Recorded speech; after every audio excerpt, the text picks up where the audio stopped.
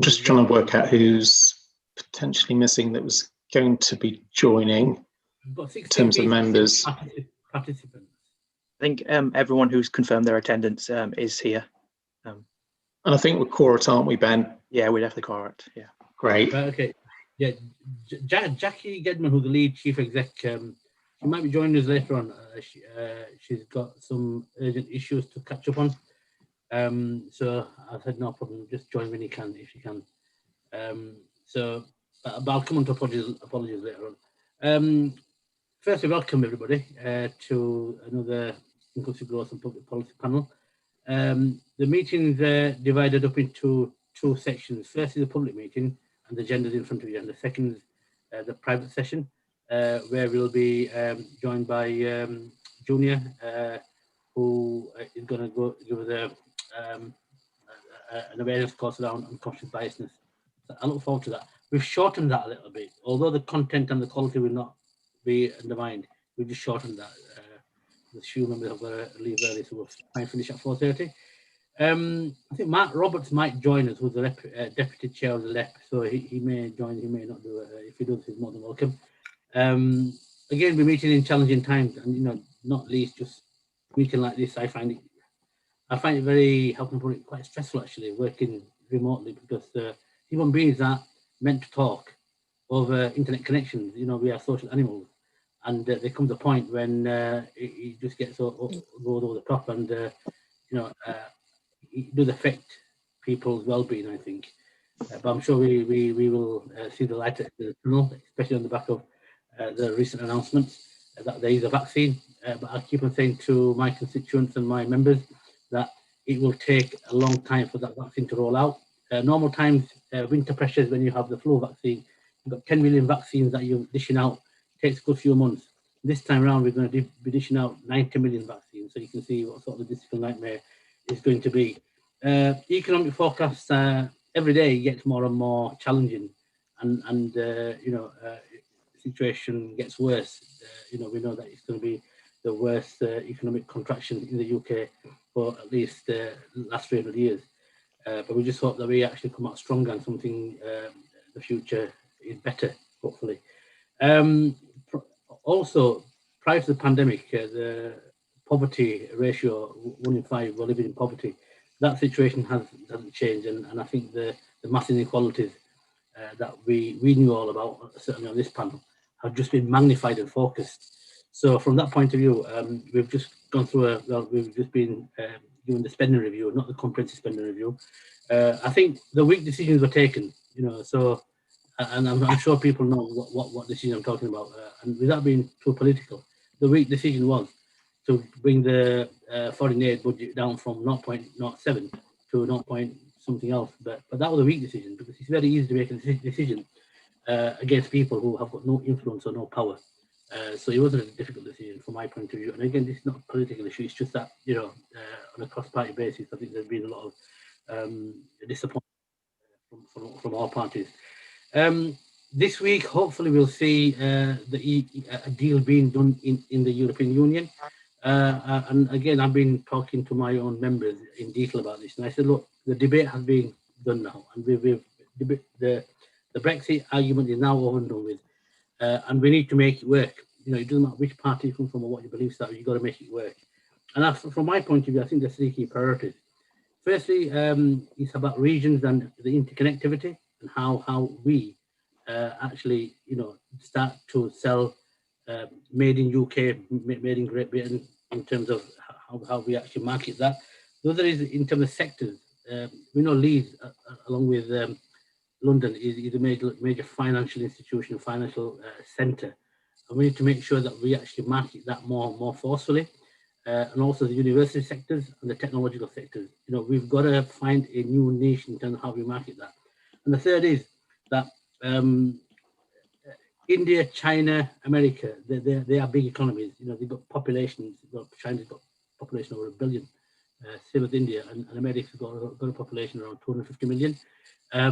So really, within the big boys or girls, we are a small player, because we've got a population of around 60 million people, which really isn't really, hitting it.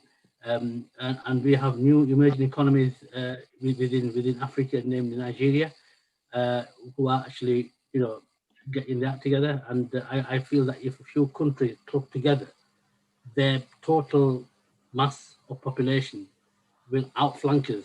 So what we need to do is we need to actually find new alliances, new countries that we can work with. Because if we're trying to do some in isolation, we just won't hit with the bigger populations. So they're the biggest challenges. But I think we need to make it work, and it's not just something that, well, Brexit's done and that's it, let's carry on. We will fail the people of the country, we will fail the UK PLC. So again, that's something that's very, very dear to my heart. The panel today, there's a few key items on the agenda which actually sort of like hopefully will underpin what I've just said, along with the inequalities. One of the other things I forgot to mention is the Treasury, the way it works, is the only department in Whitehall that has not restructured. So what we need to do is we need to actually influence through going forward how this panel and the new West Yorkshire Combined Authority can then hit at a national level in terms of changing the Treasury's approach in terms of the Green Book. I know there's some changes that have been carried out in the Green Book. And one of the things I'm hoping to do is, whilst we've had the pandemic, the Treasury is really, really great. They save jobs, save livelihoods, try to prop up the economy as much as you can. But where they are lacking is creating the new opportunities. And the new opportunities that they create is actually the stuff that we're talking about within this panel. Because there is too many people that are getting left behind, and that's where we need to actually make sure that whoever is the mayor, hopefully it'll be a woman, she actually has the power and the mandate to actually go and knock on number 10 to make sure that we start leveling up properly. And an example is the Department for Education. They created opportunity zones, and you've seen up and down the country where the opportunity zones have been created, the attainment level is actually going up. So there needs to be a different rethink. So the agenda is very, very clear, and we'll go through each agenda item, and then at the end we'll go into a private session. One of our good combined authority officers will get us offline, so we're not within the public domain. But you don't need to log out; you can still stay on, and then hopefully James or one of the officers will say that we are now ready to go. So apologies for absence. I've got here four apologies along with Jackie's, but she may join us later on. I've got here Mike Hawkins from Joseph Thorntree Foundation, Peter O'Brien, Yorkshire Universities, Rob Webster. I'm sure I saw Rob Webster's name come up earlier on. And then Liz Town Andrews from the University of Huddersfield. Is there any more? Yes, I am here. I am here, Councillor Pandor. Yeah, I thought I saw your name. Yeah, nice to see you, Rob. Hope you're doing well. Good to join. James, is there anybody else I missed? I'm not sure there is. Ben, are we covered, No. do you think? Yeah, that's all the apologies we've received, yeah. If I can just say, Chair, I did send an email saying that I have to leave at 4 o'clock because I've got a cabinet meeting at 4 in Leeds. No problem. No problem. Okay, no worries. If you've got any declarations of interest, personal or pecuniary, please let the officers know. Probably on chat, or if you want to just let them know and complete the relevant forms, hand them on to James. That would be really welcome. There may be. Is there any press around, James? Not that you're aware of. You're looking up to me. Anyway, it's a public meeting, so public are allowed to attend, but they'll have to leave at the end when we go into private session. Okay, without further ado, minutes of the meeting 16th of September 2020. Are they a correct record? Just nod. Yes, thanks very much. James, is there any actions that are coming out of there that are not in the main agenda? None that aren't picked up today, Chair. No? Right, thank you very much. Is there anything that any members want to raise on the minutes before we move on? No, I can't see anybody. I can't see them. Somebody keep an eye on the chat as well, because I can only do one thing at a time. Right, thanks very much. Okay, item 5, inclusive growth framework. The purpose of the report is to affirm the inclusive growth framework that we agreed in private session in February. Now, this is quite an important framework as we move forward. So I hope that we'll get some plenty of ideas that we can actually add value and move forward. Challenges moving ahead are probably greater than they have ever been, not least around the pandemic, but also we will be coming out of the European Union with a deal or with that deal. Hopefully they will be with a deal. And then on top of that, we've got great opportunities within the West Yorkshire Combined Authority moving forward, that we will have a proper mayoral governance structure, which brings its own resources. So,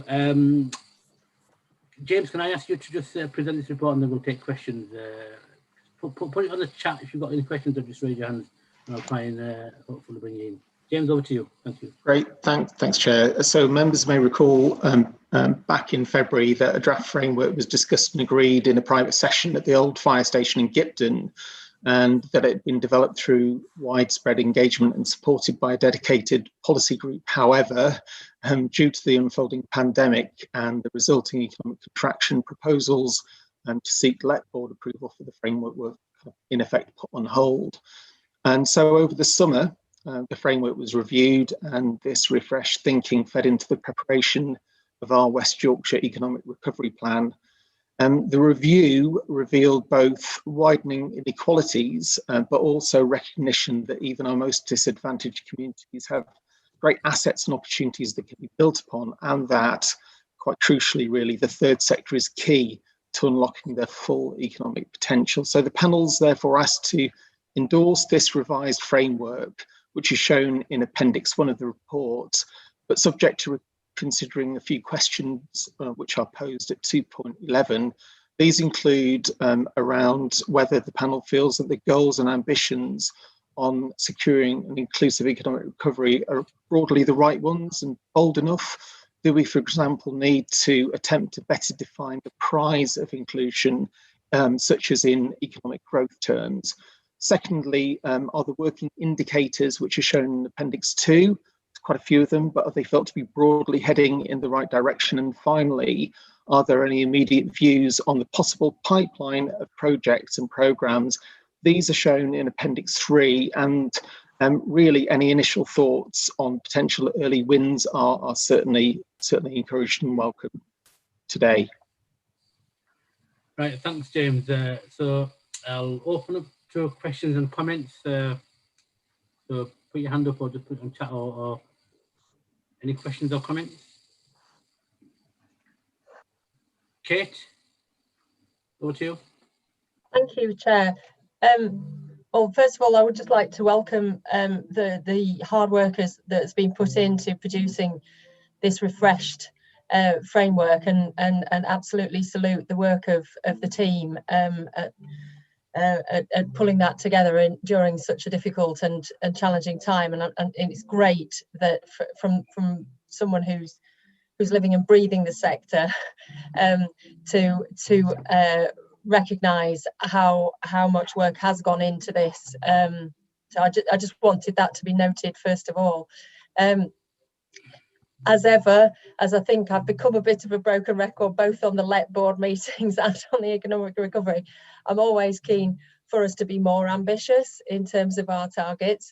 However, I feel like what's laid out in Appendix 3, I think it is, with all the tangible outcomes and the whatever particular figures have been attached to it, is a great start, as long as we do see it as such. Clearly, some of those figures are around transport and skills, all very, very important things. And I guess one of the questions I have is how that read across into what are effectively other panels' work is going to be managed, while still keeping the focus that we need it to be kept in terms of our focus on inclusive growth, and making sure that that's properly led and steered by this panel. Thank you, Kate. Is anybody else? James, you want to respond, or shall I just take you and then you can respond at the end? It's up to you. It's entirely how you want to play. Happy to take a few more, Chair. Okay. Right, thank you. Any more? Put your hand I've got up. my hand up.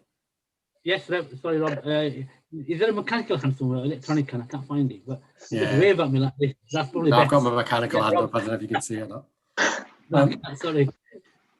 So I've got similar comments to Kate, really. I think if we look at the economic recovery plan that we submitted, there was a substantial amount in relation to the health and care workforce and the role of the health and care sector in the economy. And that's in terms of being a sector that was guaranteed growth and a sector that's got good jobs. So I think there's an opportunity to have a multiple win here. We know that the care sector, for example, has often found it difficult to fill vacancies, and the NHS has often found it difficult to fill vacancies in the very places where people find it difficult to get jobs. And I think if we can try and make that connection more explicitly in this document, because it's made very explicitly, I think, in the economic recovery plan, that would be really helpful. We're doing some very targeted work and campaigning in different communities around the NHS isn't just doctors and nurses. There are all sorts of professions, for example. And then I think the other connection, I'm trying to just make connections here, I think, which will strengthen our arm. Yesterday at the Integrated Care System, at the Health and Care Partnership Transformation Partnership Board, on Tuesday, we took a paper on the sustainability of the third sector. And there have been two studies, one in May and one in October, about the financial and workforce sustainability of the sector, which makes mixed reading and isn't as bad as you might expect, but is very patchy. And on the back of that, we agreed a set of principles in terms of health and care investment, which will apply to the third sector, which includes making sure that there are investments in the sector and that those are significant as we look at planning over the next 5 years. So I think drawing some of those principles into this document and some of the findings from that work would also, again, I think, strengthen the position that we've got on understanding, what's happening in the third sector, what's happening in the public sector, what's happening in the private sector. Thanks, Rob. Right, okay. I found where people are putting their hands up electronically. Andrew Waller. Thanks, Chair. I just want to pick up on previous comments from Kate. I think that the importance of working cross-panel is important to the Green Economy Panel. Certainly, there's a strong willingness to ensure that the new green jobs that are well paid, that the area gets a share of, and you mentioned Brexit before. Well, the breakaway of York from you all is not something that we wanted, and it's really about maintaining a relationship there. And I think in many respects, the pressures that certainly areas that I represent in York has more similarity with West Yorkshire than it does with the North Riding. And so the tangible outcomes, and I think it's important that in the immediate economic recovery, getting any jobs to fill vacancies will be a priority, but also ensuring that the sectors that want to do the right thing, and there are many employers who have taken stock over the last few months and thought, this is where we want to go.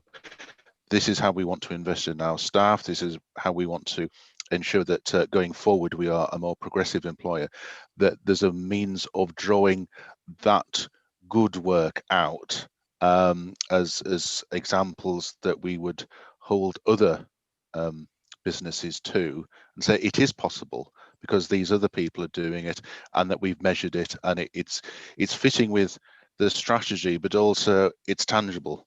And I think going forward, that's a stronger message. Thanks. Jen, do you want to check them? I'll bring you in a minute, Cal. Jen, do you want to check them three and then I'll bring the next three in? So I don't want to lose their focus. And I'm going to bring you in, Cal.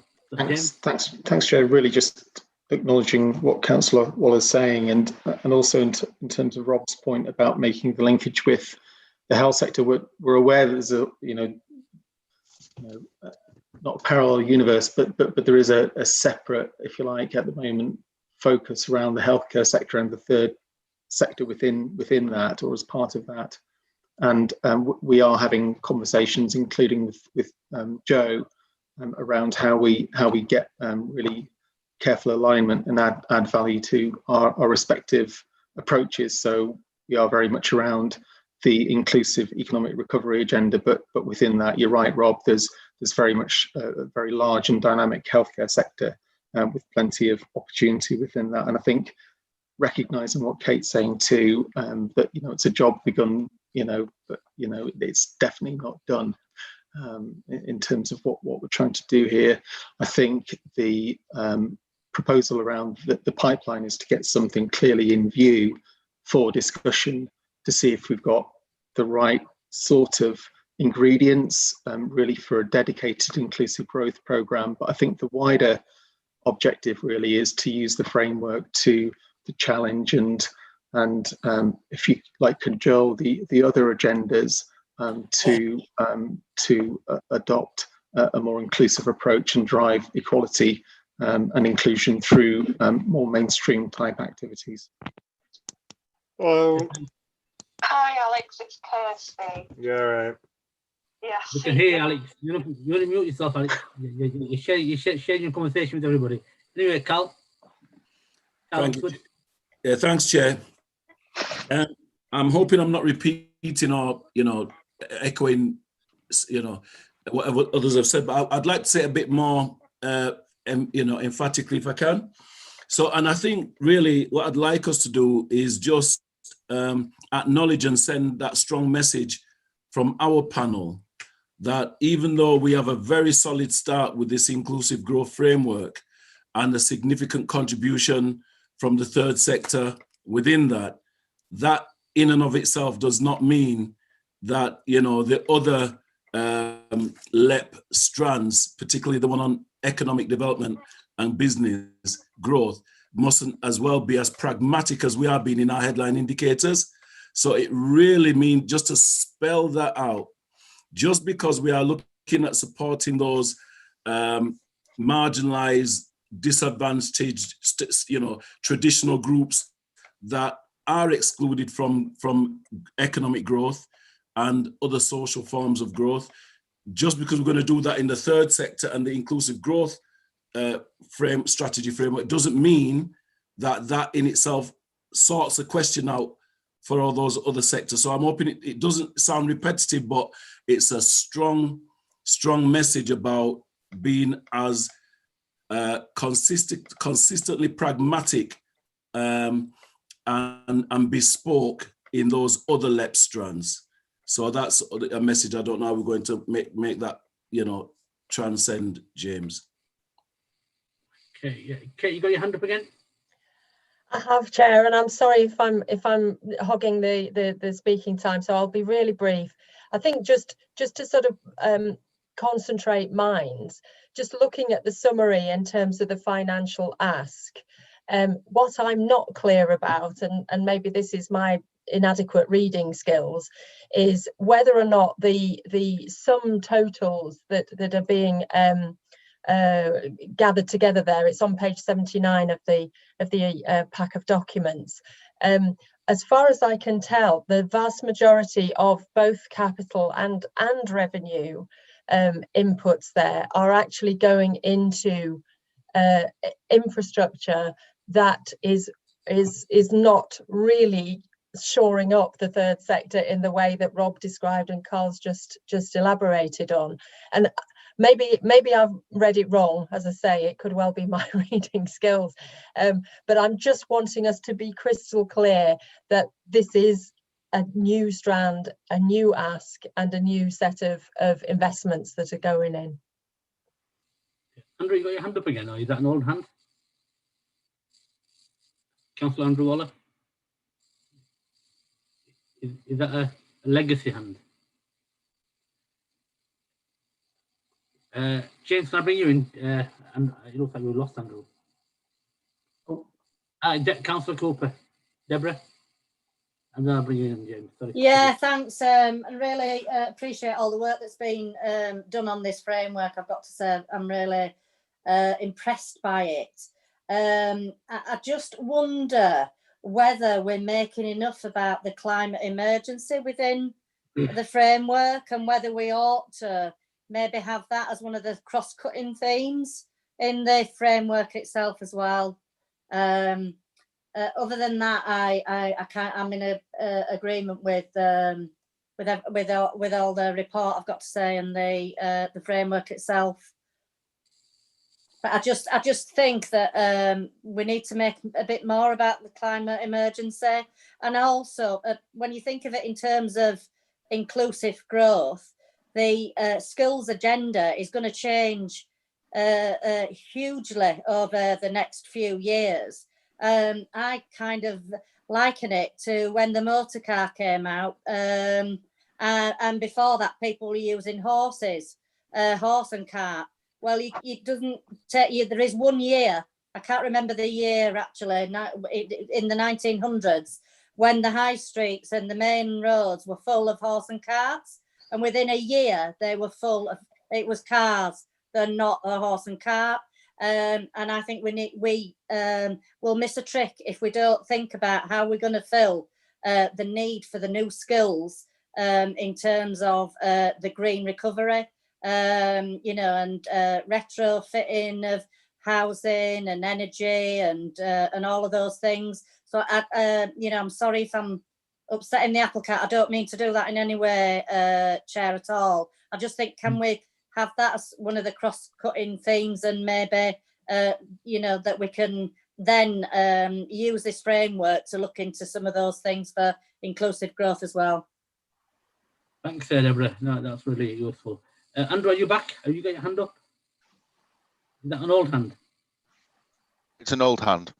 All right, okay. You stick it on, please.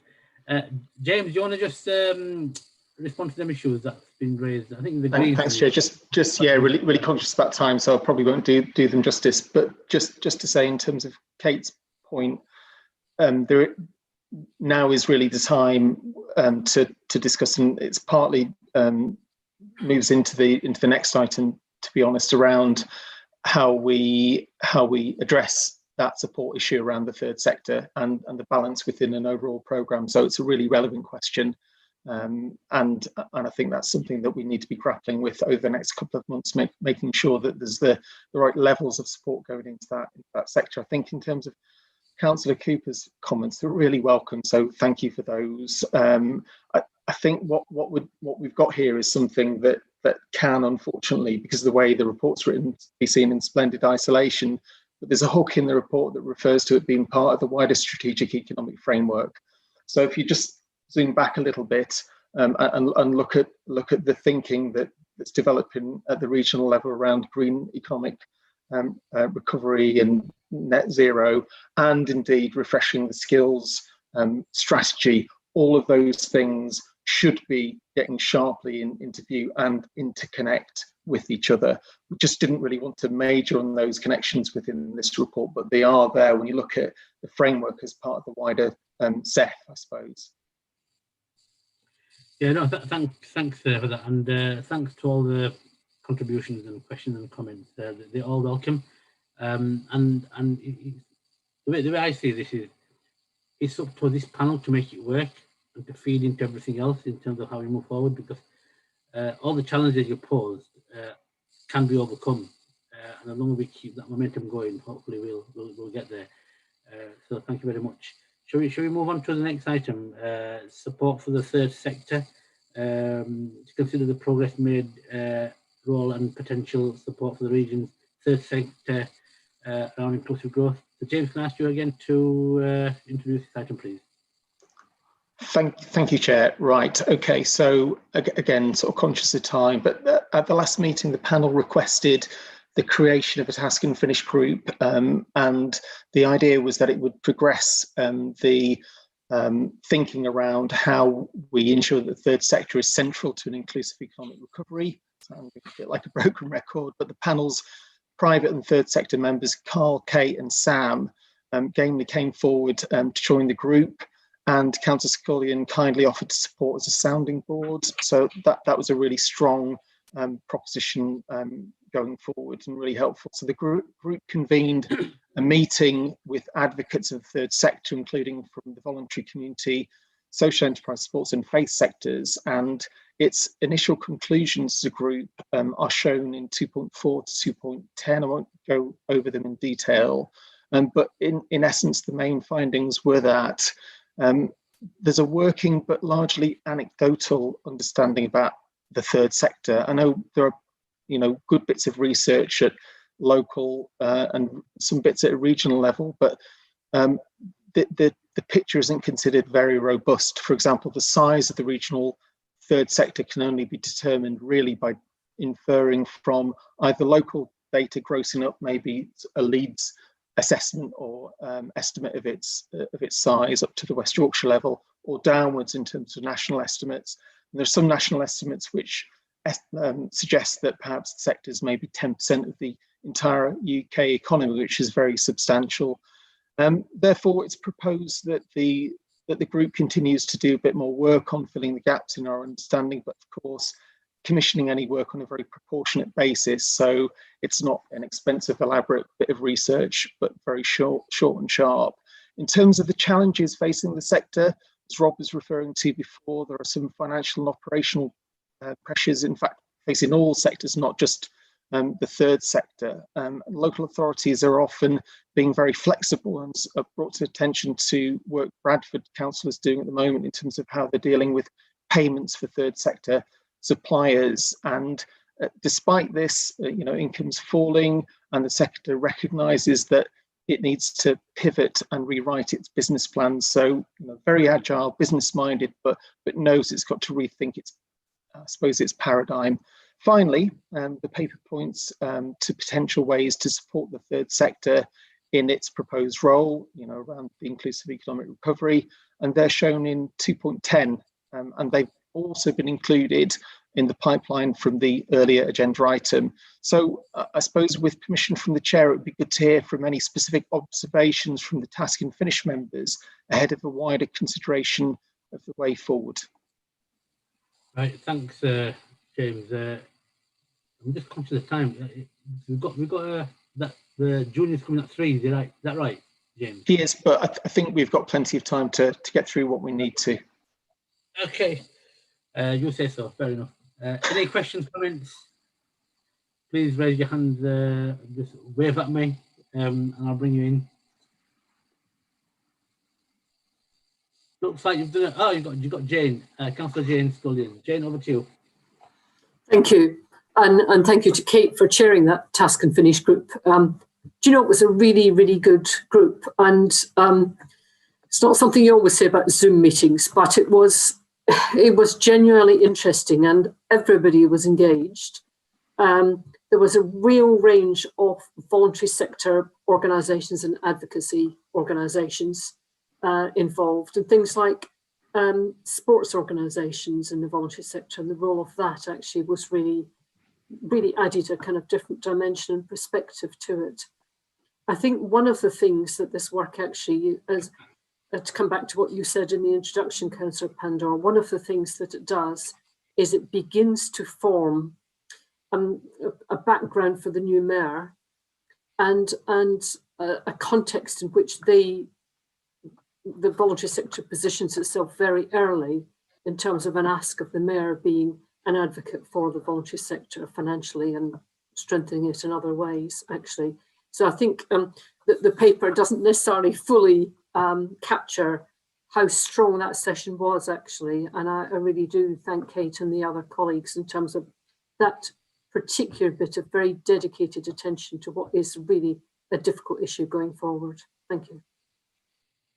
Thanks, Jane.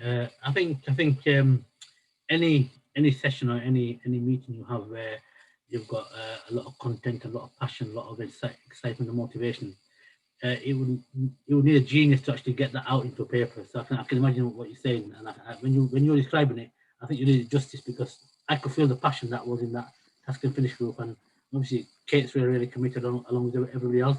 making this happen. So again, I really welcome the paper. Have we got any more comments or questions? But it's a really good paper. Thanks, Kate, for all the hard work and although the panel members that took part. Kate? Thank you. Well, I just also wanted, I know this sounds like a lot of backslapping, but actually I really wanted to thank Councillor Scullion for what was a very useful observation during that meeting, which was actually to point to how strong and symbiotic the relationship is between the third sector and local authorities, and actually that there is perhaps a place and an appetite to articulate that more strongly, so that there is a really clear understanding across perhaps the private sector that might not understand it quite so well, how closely aligned the ambitions are, but how distinct are the activities of the local authority and the community sector. And that was I think an area that we explored at some length, Councillor Scullion, and actually it was very valuable time well spent in terms of being able to articulate that, and perhaps that's something we could also think about for our wider LEP and WYCA colleagues. Right, thanks. Rob, you got your hand up? Yeah, just to reinforce that really. So as a partnership in terms of the integrated care system, we've always said we're a partnership of the NHS, local government, third sector and communities. And the strength of support for the third sector, I think, is felt in terms of the influence that it has in terms of the strategy and delivery, and also in terms of real investment that we've been putting into the third sector directly as a system. And over and above that, I think what's been really helpful over the last 6 months is doing the work around the resilience of the sector and its contribution, and putting some numbers, facts and insight into what we all know is the stresses and strains on the sector. And then this week, making that firm commitment to those principles that says, well, supporting the third sector isn't just a statement, there are practical realities to it, like money, like representation in governance, like support for delivery. And the additional work we've done around that as a result, including the sessions we have regularly around resilience, where we invite global, national and international experts to work alongside our third sector colleagues to talk about the contribution that's being made. So it feels like we're stretching what's possible using best practice, and we're making sure that the basics are done in terms of people have enough staff and capacity to actually deliver. I think if we did something similar in this forum or across the LEP, I think it'd be really powerful. Thanks, Rob. And I think the recommendation is very clear here, but I think we need to find a way, James, of feeding this all into the new work programme post May, and maybe if opportunity arises to try and take something to the LEP and the combined authority to actually put this firmly on the agenda, because this is going to be a critical piece of the jigsaw in making everything happen and achieving the outcome we so dearly want. So thank you for that, everybody. Item 7, good work standard, to seek the views on possible options for encouraging the creation of good work and the adoption of a better employment and behaviours and practices across all sectors and the regional economy. So, James, do you want to introduce this and just briefly let us know what it's about, and then we'll take some questions and then we'll move on. Thanks. Thanks, Chair. Well, members will hopefully recall at the last meeting there was a paper describing the rationale behind a good work standard, and there was an agreement that instead of just rushing headlong into it, we should take stock and look at various options and the ways of developing an appropriate model. So the paper includes 3 options which are really there to prompt a bit of discussion and with fair wind to agree on a preferred option that we can then, as officers, move forward and work up for you to be considered in terms of implementation. So option 1 is around adopting an existing approach. So in this case, you'll see from the appendix, we've looked at the Greater Manchester model. It's considered to be delivering well and is well resourced. It's adopted a pretty pragmatic approach to aligning with local and national approaches to good work standards, which are, based on reciprocal type arrangements.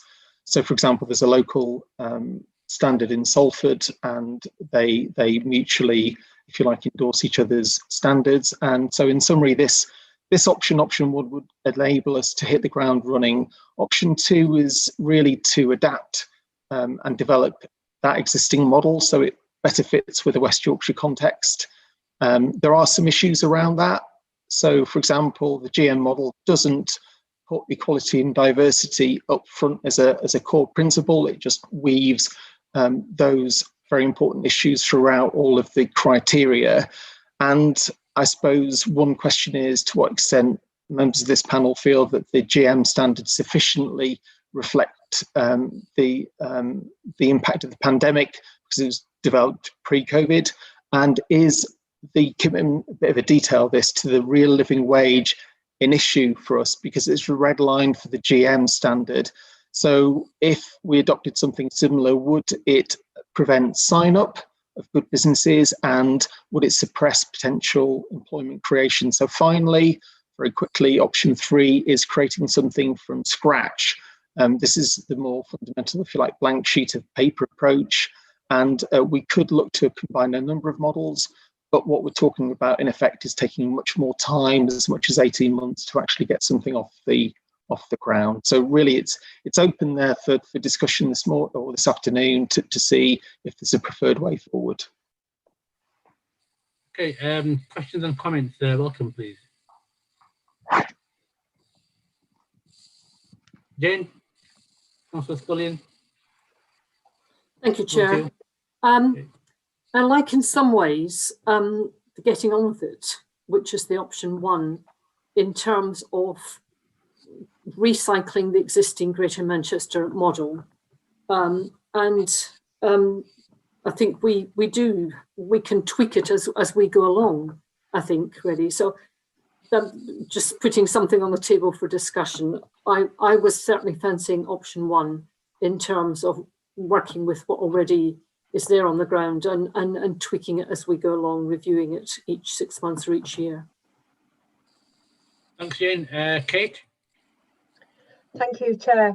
Yeah, I was with Councillor Scullion on this. That actually, if there is something that's relatively off the peg or on the peg or whatever the phrase is, that we can get cracking with and start to Yorkshireize, as it were. I feel like that would be a we're not then starting from scratch, with the caveat that we would probably want to integrate some of our very strong values around diversity and equity, and perhaps that's something that we would want to do up front in terms of a tweak, as in much more than a tweak, quite a fundamental change. But I just think the value of having something that is consistent and coherent across the Pennines isn't a bad thing, particularly in view of the wider North levelling up agenda. There's something really strong, I think, to be able to say, we're big enough and open-minded enough to work with our colleagues across the Pennines closely, and actually that we feel that strongly enough about something like this to be able to do that. And just my last point was to do with the living wage, which James mentioned, and that might perhaps be a block. I think this is our opportunity to be bold. We've been talking around, Rob has been talking about the value of jobs within the health sector. We've been talking more generally about skills and encouraging people to move from carts and into motor cars. I think this is our opportunity to be bold and say, actually, the living wage is something that we do want to move forward. Before I bring you in, Sam, I'm just thinking aloud. Having worked in Greater Manchester, a number of authorities, also understanding how the Mayoral Combined Authority came to be through the 10 AGMA authorities, they had more or less a framework already. Bearing in mind the noises Andy Burnham had been making around the business sector in terms of the potential of further devastation around SMEs and likewise the other sectors within the business and industry.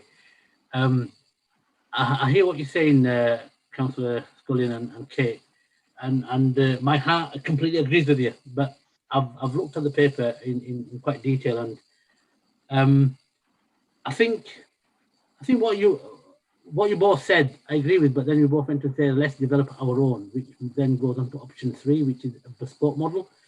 The question I'd ask James is how quickly do you want us to implement this? Because I think the variables around not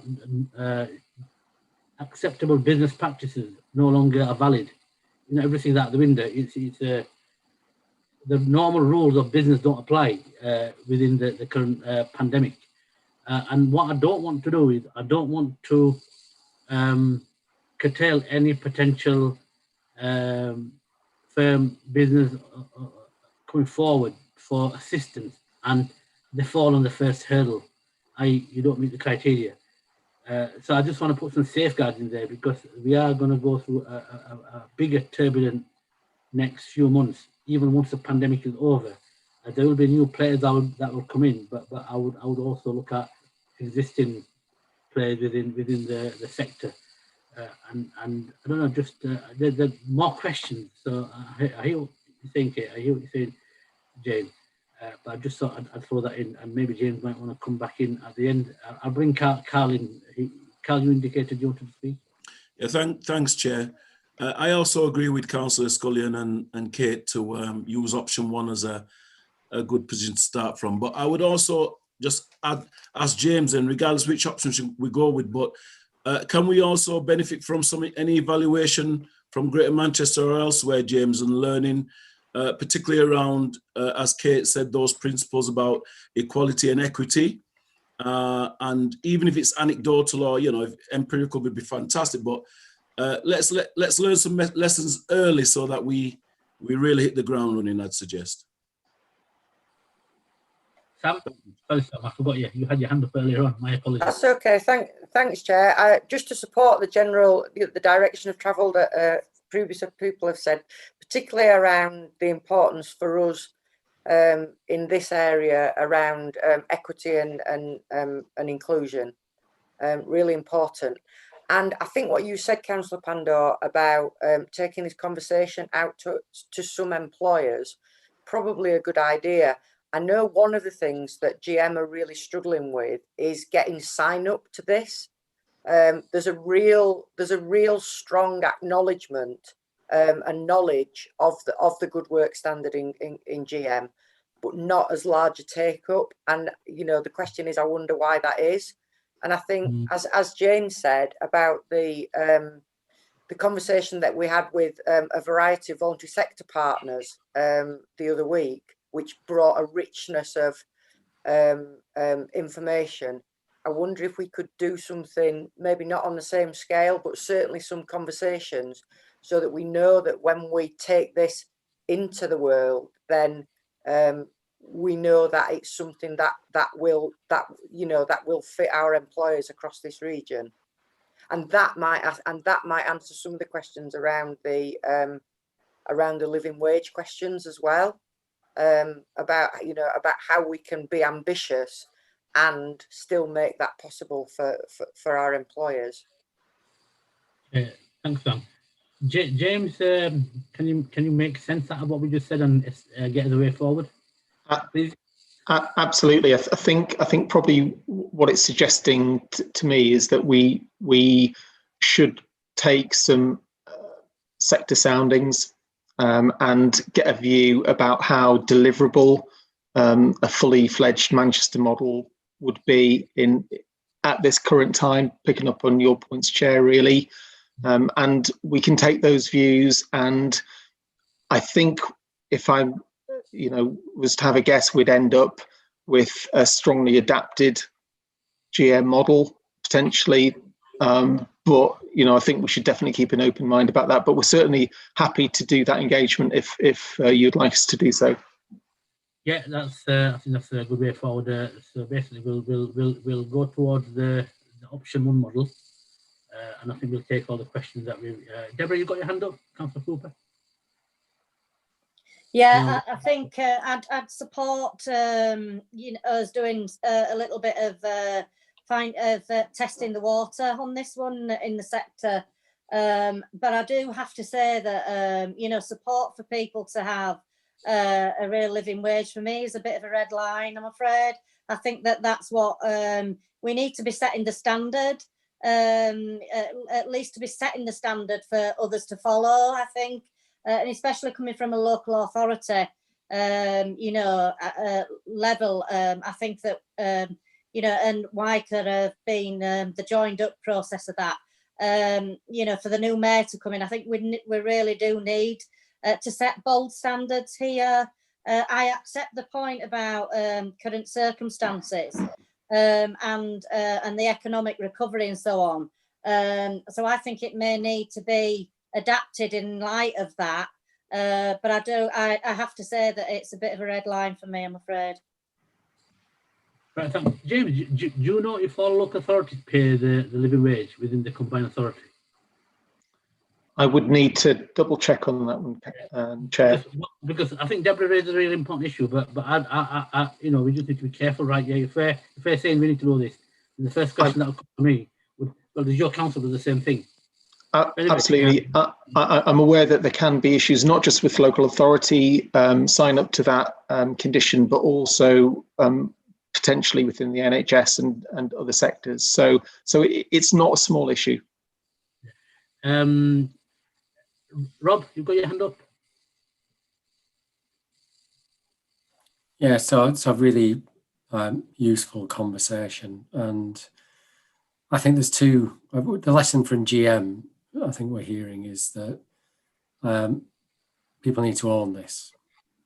And I think if we start with something which we say, look, this is an example from somewhere, but we want to make it work for us and engage people in the creation of the new thing, they're more likely to own it. Within that, though, I'm very struck by the councillor's points about setting clear standards. So I think what we're balancing here is two things, two principles that I hold quite strongly, really. One is that real change happens in real work. So you've got to do stuff, for things to actually make a difference. And the other is that people own the thing that they help to create. So if we can get businesses involved in what this charter is going to say, I'm not saying they have to agree to everything, because there'll be some things which might be slightly contentious, but at least they'll have more ownership of it. So it sounds to me like the process you're outlining, where you say, look, we're starting with something, we're in a slightly different context, and it's West Yorkshire, let's look at what we want to create together, is the right way. Thanks, Rob. Very useful. So hopefully, James, that should be enough of a steer to move towards the option 1 model. And probably exceed it. I'd actually develop our own West Yorkshire model, which actually exceeds Greater Manchester and becomes a national exemplar. That we actually can say, look, this is how you do it in West Yorkshire. We need to maintain the Pennine rivalry, Chair. You're right, absolutely right. Absolutely, yes. Get on, yeah. Thanks very much. Okay, just conscious of the time. Item 8, affordability, housing affordability and needs study. James, do you want to? Sorry, is it Rebecca Greenwood? Yeah, I'll come in, Chair. Thank you. Yeah. I'm going to make my introduction very quick, considering there's about 4 minutes left, and some members who do sit on Place Panel have already seen a similar version of this report. But essentially, why we wanted to bring this to this specific panel is we've recently done a study looking at housing affordability and need across Leeds City region as part of the connectivity strategy work. And what's been quite apparent through that is there's a lot of links across to the inclusive growth agenda, in particular where we're seeing issues with housing affordability. What we set out to do with this study is to challenge the notion that nationally a lot of places in West Yorkshire and the Leeds City region are generally seen as affordable. What we recognise is that whilst our house prices to income ratio might suggest that that's affordable, this fails to take into account things like transport costs and is impacting people's ability to access good work. So I think it comes into a lot of the discussions that I've been listening to you having today as well, in terms of we want to have good work, transferable skills, etc. in the region, but people also need to be able to access good jobs and live in good homes and have the platform to get into that. So if I can just draw your attention to 2.7 in the reports, what I'd hoped for the panel to get into, we don't have time to get into much discussion, so I would welcome anyone getting in touch directly.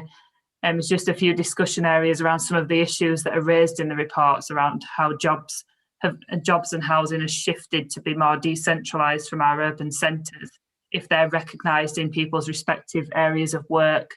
And if the panel feel that that's considered strongly enough in things like the inclusive growth framework that we're talking about today and some of the other areas.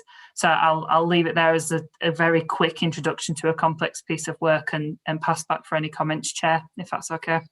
Yeah, thanks very much. Rob, you got your hand up? That's a legacy hand. Oh, is it? Okay.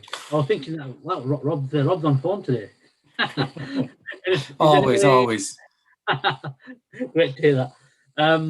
Anybody else who's got their hands up? Right, the recommendations are pretty straightforward actually, and once again, thanks for all the hard work, Rebecca, and I'm sure the rest of the team, you know, keep us updated in terms of what's happening. That brings us to 2 minutes to. I can't see anybody else's hand up, so I'm just assuming that everybody's now waiting for the next part of the meeting. So, James, how do we manage this? Will there be a formal cut-off and somebody from your end will take us offline from the public view, and then we just seamlessly go into the next session? Ben's our master of ceremonies for this particular juncture. Yes, that's right. I'll just ask Alia, my colleague, to turn off the live stream. Thank you.